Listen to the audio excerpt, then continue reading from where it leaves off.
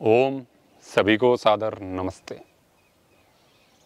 कुछ महीने पहले मैंने वर्णाश्रम व्यवस्था पर एक वीडियो बनाया था, जिसकी टिप्पणी में मुझे किसी ने गाली देते हुए कहा कि इसके कारण मैं अपने घर वालों से 2 साल से दूर था, उनसे बात भी नहीं कर रहा था, एकांत में रहता था और ये तो जन्मजात ब्राह्मण निकला। तो वो क्या कहते हैं ना, अधिकांश ऐसा होता है कि वक्ता जीवन भर बोलता कुछ और रहता है और श्रोता जीवन भर सुनते कुछ और रहते हैं। अधिकांश श्रोताओं के साथ ऐसा होता है। कुछ ही लोग होते हैं जो वही बात समझ पाते हैं जो व्यक्ति समझाना चाह रहा है। मैंने आज तक कभी किसी को नहीं कहा कि घर छोड़ो, घर से भागो और घर वाले ऐसे हैं, पापी हैं और यहाँ से बाहर मुक्ति मिलेगी, उत्तराखंड में मुक्ति मिलेगी, कभी नहीं कहा होगा। और कहीं आपको ऐसा लगा होगा तो उस बात का संदर्भ प्रसंग कोई और होगा जिस पर आपको विचार करना चाहिए। अब ये मैं अभी क्यों बता रहा हूँ, टिप्पणी तो बहुत दिनों पहले आई थी। तो अभी 3-4 दिन पहले ही एक व्यक्ति मुझसे मिलने के लिए आए थे यहाँ पर, और उसी समय उनकी पत्नी का फ़ोन उनको आ रहा था, वो उठा नहीं रहे थे। मैंने सोचा ये मुझसे बात कर रहे हैं इसीलिए नहीं उठा रहे होंगे। तो उनके साथ में जो दूसरे व्यक्ति थे, उनका भी उनके घर के साथ अच्छा संबंध था, तो उनको फ़ोन आया कि ये कहाँ है, आपके साथ ही हैं क्या? तो उन्होंने कहा हाँ ये इधर ही, यहाँ आचार्य जी से मिलने आए हैं। तो उन्होंने कहा ठीक है, तब तो ठीक है। तो 3-4 दिन से वो घर से बाहर थे और उनसे बात भी नहीं कर रहे थे। अब दूसरे व्यक्ति उनके साथ थे, उन्होंने मुझे बताया कि ये साधुओं के पास भटकते रहते हैं, घूमते रहते हैं। तो मेरी उनसे बात हुई, उस हिसाब से पता चला कि वो घर से भागने की फिराक में हैं और कई साधुओं के पास जाते हैं। ठीक ठाक ज्ञान होता तब तो ऐसे भागते ही नहीं, पत्नी को परेशान करते ही नहीं। वो ज्ञान नहीं है इसीलिए समस्या है। तो ऐसे बाबा के पास जाते हैं जो धुआंधार गांजा खींचते हैं दिन भर और उनकी मालिश करते हैं ये आराम से। तो ऐसे ऐसे साधुओं की खोज में रहते हैं। वो महाराज जी ने कहा है कि सेवा हमारी करो, पत्नी की नहीं। तो वहाँ पर सेवा दे रहे हैं। तो ऐसे लोगों के मस्तिष्क में क्या रहता है कि घर छोड़ दो, बाहर जाओ बाबाओं के पास, और वहाँ जा करके मुक्ति मिलेगी, शांति मिलेगी, जबकि ऐसा नहीं है बिल्कुल भी। भागने से शांति नहीं मिलती है, जागने से शांति मिलती है। भाग करके आप चाहे उत्तराखंड चले जाओ, आप हरिद्वार काशी चले जाओ, कुछ नहीं होगा। पहले से ही वहाँ पर बहुत लोग पड़े हैं और तनाव के शिकार हैं। तो वैसा ही आपके साथ हो जाएगा, कुछ नहीं होना है। स्थान बदलने से कोई शांति नहीं आएगी। महर्षि कपिल भी इस बात को सांख्य दर्शन में कहते हैं। यदि आपके मस्तिष्क में ये बैठा हुआ है कि बाहर कोई भगवा वस्त्र पहने हुए या जटा जूट रखे हुए, मुंडन कराए हुए, पैरों में खड़ाऊँ, हाथ में कमंडल आदि धारण किया होगा तो वो बड़ा शांत होगा, तो ऐसा बिल्कुल भी नहीं है। और वो आपको शांति देगा, ऐसा भी बिल्कुल नहीं है। शांति का तात्पर्य, शांति का कारण ज्ञान है, कोई विशेष स्थान नहीं है। ये बात मैं कई बार बोल चुका हूँ। तो ये बात है मैंने उनको काफ़ी समझाई। तो उनको लग रहा है मैं घर छोड़ दूंगा तो ठीक हो जाऊंगा। तो ऐसे एक व्यक्ति नहीं है, बहुत सारे व्यक्ति हैं। ठीक है, किसी के घर में बहुत ज़्यादा समस्याएं हैं, बहुत ही ज़्यादा समस्याएं, किसी के घर में मांस पक रहा है और वो व्यक्ति प्याज तक नहीं खाता है, ऐसी व्यवस्थाएं बन रही हैं तो बात अलग है। यदि वैराग्य हो रहा है तो वैराग्य का पैमाना कुछ और कहता है। तो वैराग्य क्या है, इस पर बहुत सारे वीडियो हैं, उसको आप सुन सकते हैं। तो आपको ज्ञान तो कहीं भी मिल जाएगा और स्थान बदलने से मिलेगा ऐसा तो बिल्कुल भी नहीं है। मिल भी सकता है, मैं ये बिल्कुल नहीं कह रहा हूँ, अभी इसका उल्टा अर्थ मत निकालना कि घर से बाहर जाना नहीं है। वो आपके ऊपर निर्भर करता है कि आप ज्ञान के लिए जा रहे हैं या घर से भाग रहे हैं, घर की परेशानियों से दूर होकर के। अधिकांश ऐसा होता है, घर की परेशानियों से दूर भागते हैं लोग, परमात्मा की खोज में नहीं जाते हैं। बस उससे मुक्ति मिल जाए, उनके लिए कमाना ना पड़े, परिवार के लिए कमाना ना पड़े। यदि आप गृहस्थ धर्म में हैं और उसे छोड़ करके आप साधु सन्यासी बनना चाहते हैं अपरिपक्व स्थिति में, तो आप बहुत बड़ा पाप करते हैं। यदि आपको वैराग्य प्राप्त हो गया है, सच में आपके लिए अब कोई पत्नी, कोई बच्चे, कोई परिवार कुछ नहीं रहा है, आपको तत्व ही चाहिए, तो एक बात अलग है, वो एक अलग स्थिति है। लेकिन वास्तव में ऐसा होता नहीं है। तो गृहस्थ में है तो उसी धर्म का पालन करो। बाहर जा कर के भी तो हम धर्म का पालन करना चाहते हैं ना, तो उस धर्म का पालन तो हम घर में रह करके भी कर सकते हैं और वही हमारा धर्म है। गृहस्थ धर्म की एक स्थिति है, एक आयु है, एक काल है। उसके बाद में वानप्रस्थ है, संन्यास है, आराम से लीजिए ना। लोग कहते हैं फिर कब होगा, होने के लिए बहुत वर्ष हैं। आप इसका तो पालन ढंग से करिए। आप गृहस्थ में रहते हुए भी काफ़ी कुछ अर्जित कर सकते हैं और इसके बहुत सारे प्रमाण आपको बहुत जगह पर मिल जाएंगे। तो आपको ज्ञान आपके पड़ोस में भी मिल जाएगा, आपको ज्ञान कौवा कबूतर गाय से भी मिल जाएगा, आपको ज्ञान आपके खिड़की के पर्दों तक से मिल जाएगा, ज्ञान आपको सूर्य चंद्रमा आदि से मिल जाएगा, ज्ञान आपको फसलों से मिल जाएगा, ज्ञान आपको आपके वस्त्रों से मिल जाएगा। ज्ञान तो हर चीज़ आपको दे रही है यदि आप लेने के लिए तैयार हैं तो। हमारा दरवाज़ा यदि ज्ञान के लिए खुला हुआ है तो ज्ञान तो चारों ओर से वर्षा हो रही है, किसी भी चीज़ से आप सीख सकते हैं। उसके लिए आपको गृहस्थ छोड़ करके किसी साधु की शरण में जाने की आवश्यकता नहीं है।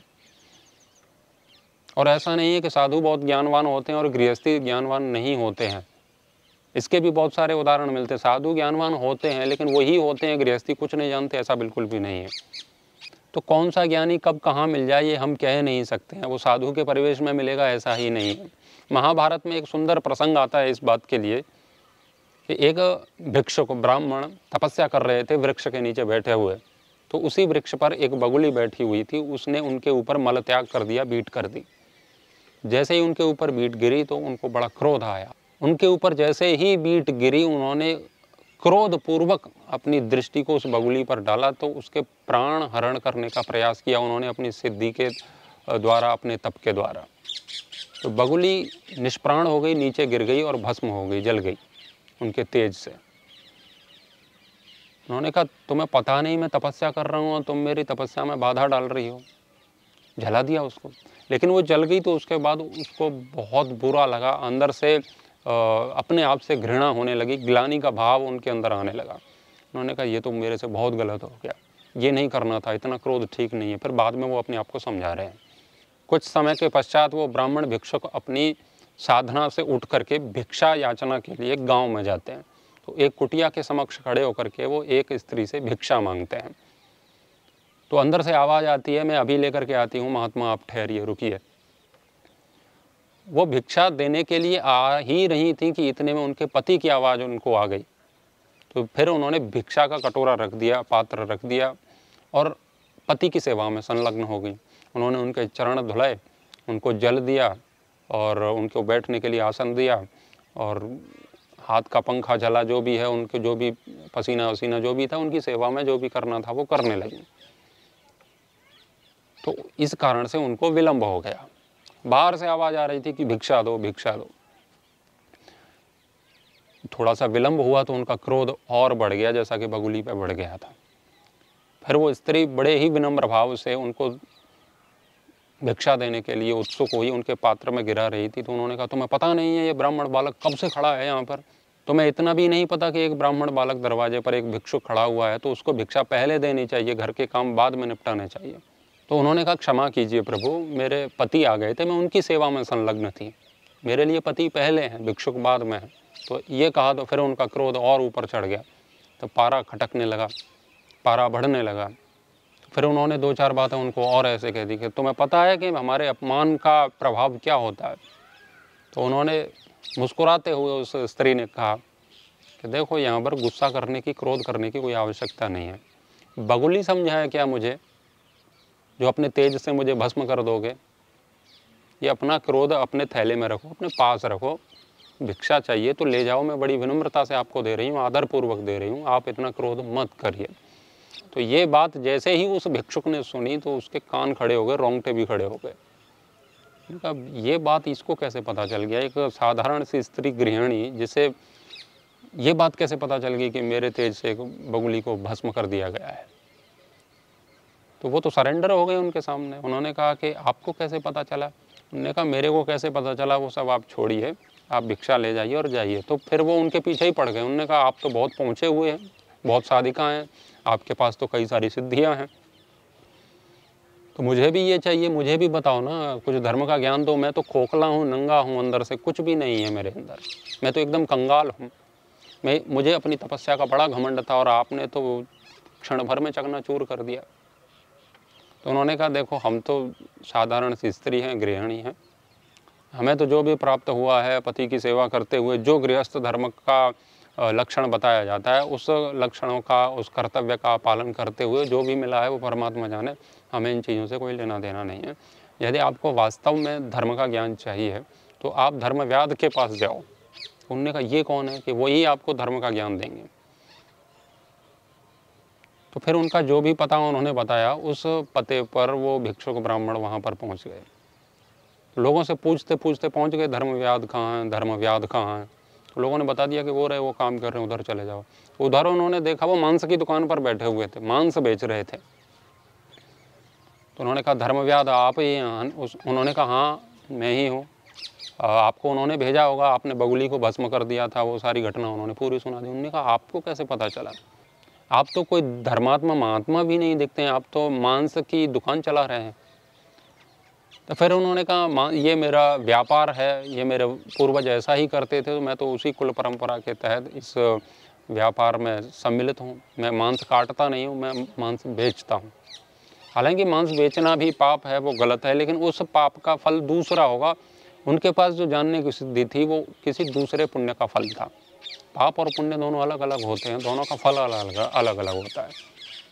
तो फिर उन्होंने बताया मैं हमेशा दान करता हूँ, मैं महात्माओं की सेवा करता हूँ, जो उन्होंने बताया बहुत सारी चीज़ें। वहाँ पर बहुत लंबा प्रसंग है, ब्राह्मण कौन है, सत्य क्या है, अहिंसा क्या है, उस पर बहुत लंबे विस्तार से बातें की जा सकती।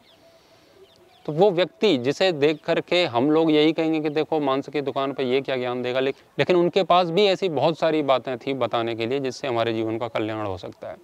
तो किस वेश में, किस कार्य में, किस क्षेत्र में आपको कौन व्यक्ति किस लिंग में मिल जाएगा, ये आप सोच भी नहीं सकते हैं। तो आप जहाँ रह रहे हैं वहाँ रह करके भी काफ़ी कुछ कर सकते हैं, कहने का आशय ये है। तो आंतरिक रूप से जो अशांत हैं वो बाह्य रूप से किसी दूसरे प्रदेश में चले जाएंगे, वहाँ से कुछ नहीं होना, क्योंकि क्लेश और अशांति हमारे मन में रहती है और हम जहाँ जहाँ जाते हैं मन वहाँ वहाँ जाता है और वो साथ में ही क्लेश और अशांति चलती रहती है। हम सोचते हैं वो वहाँ छोड़ करके आ गए, लेकिन छोड़ नहीं आए, वो अंदर है हमारे, तो हम जहाँ जाएंगे वो वहाँ ही रहेगी। इसीलिए जहाँ रह रहे हैं वहीं पर उसे छोड़ने का हमें प्रयास करना चाहिए। जब समय घर छोड़ने का आ जाएगा तब घर छोड़ देंगे, कोई समस्या नहीं है। तो आप बाहर के किसी भी परिवेश को देख करके किसी भी व्यक्ति से प्रभावित होकर के ये समझते हैं ये ज्ञानी है, ये अज्ञानी है, तो ऐसा बिल्कुल नहीं है। एक बार मैं अजमेर में जो आना सागर है उसके किनारे से गाड़ी लेकर के निकल रहा था गुरुकुल के लिए। तो एक व्यक्ति विक्षिप्त था, उसको सांकर जंजीरों से, लोहे की जंजीरों से बंधा हुआ था। मैंने कहा देखो इसका दिमाग ठीक होता तो ये इन जंजीरों से क्यों बंधा हुआ होता, बेचारा कचरा खा रहा है, फटे पुराने कपड़े पहन रखे हैं इसने। तो उसने क्या कहा पता है? उसने कहा कि मैं तो लोहे की जंजीरों से बंधा हुआ हूँ, लेकिन आप जैसे लोग तो मोह की जंजीरों से बंधे हुए, इनसे कैसे मुक्त होगे? मुझे तो झटका ही लग गया। मैंने कहा ये आदमी ऐसी बात कर सकता है? तो कौन सा व्यक्ति कैसी बात कर सकता है, किसके पास कितना ज्ञान है, उसका आप अनुमान भी नहीं लगा सकते हैं। तो इसीलिए किसी को भी हेय दृष्टि से, निम्न दृष्टि से नहीं देखना चाहिए कि यहाँ कुछ नहीं है, ये कुछ नहीं जानते। एक व्यक्ति सब कुछ नहीं जानता है, लेकिन सब व्यक्ति कुछ न कुछ अवश्य जानते हैं।